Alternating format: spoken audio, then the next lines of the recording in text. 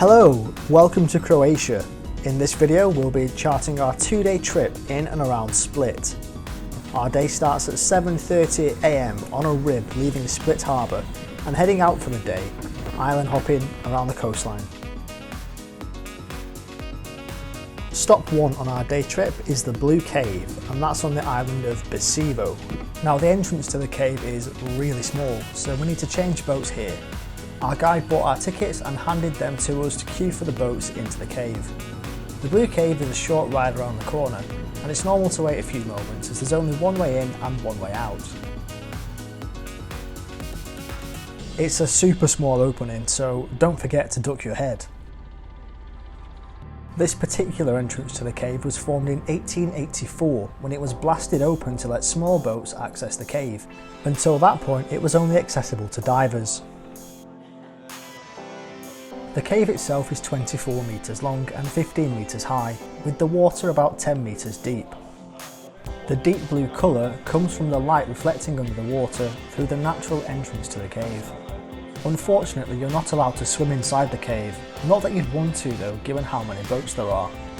As you can see, midway through the cave is an underwater bridge of rock.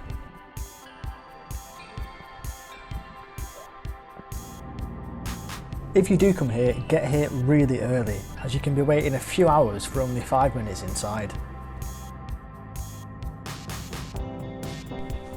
A quick ride back and it's back on our rib and ready for our next stop on the island of Vis.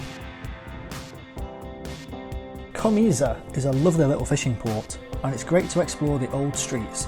It's also full of bakeries and the perfect spot to pick up some breakfast. Near the port there's a small rocky beach, and that's a great place to cool off before getting back onto the boat.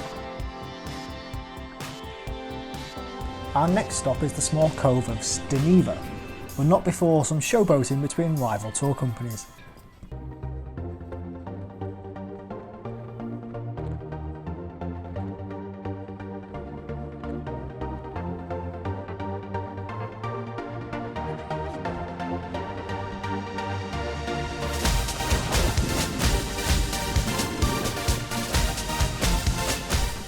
Deneva Cove stops boats from entering, meaning you can swim into shore through this stunning gap in the cliffs.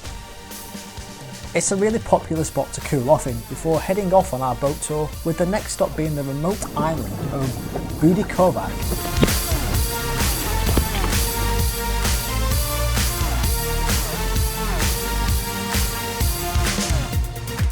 On this island, I'm led to believe there's one person and their donkey living here, running a beach bar in the sun. I'd take that lifestyle any day. Would you? Let me know in the comments. This island is a fantastic spot for snorkeling, but beware the sea urchins ready to stab you in the feet. Sea shoes are a must on this coastline. After a chilled afternoon sunbathing and swimming, it's time to head to our next stop, and that's the stunning island of Hvar. Hvar has a stunning harbour, with clear waters and exclusive yachts. We stopped off for some lunch, but I can't quite remember what I had. Maybe it's a Dalmatian salad. Let me know if you know. A cheeky ice cream and a little exploring followed, getting lost in the old streets of Hvar, which are incredibly photogenic. We had a nap on this beach before heading to the Hvar Beach Club for a drink. This is an absolutely stunning place to sit and watch the world go by. Soon it was time to head back to the rib and on our final leg today, back to Split Harbour. The harbour at Split is really impressive, and you can only imagine what it must have been like at its height as a trading port. Now we're back in Split, we showered off and headed out for the evening. The first stop tonight, the mighty challenge of the Marjan Hill stairs, taking us up Marjan Hill and producing this stunning view over the city.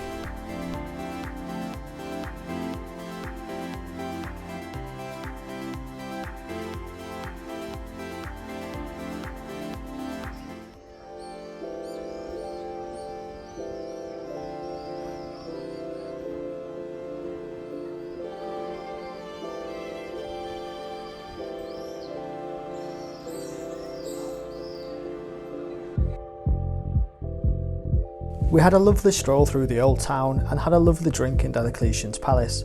The hustle and bustle make for a fantastic atmosphere here. You should try and pencil in some time to spend here, as exploring the old town is really stunning. The architecture and ruins are incredible.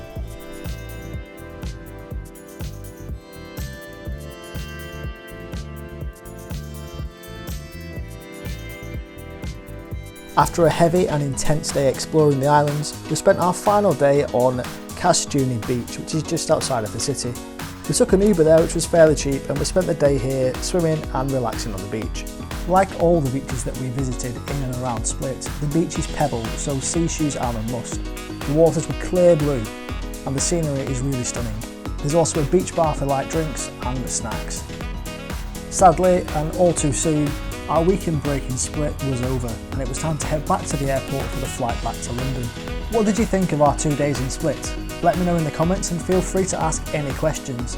If you liked the video, please give it a like and don't forget to subscribe. Thanks for watching and we'll see you next time.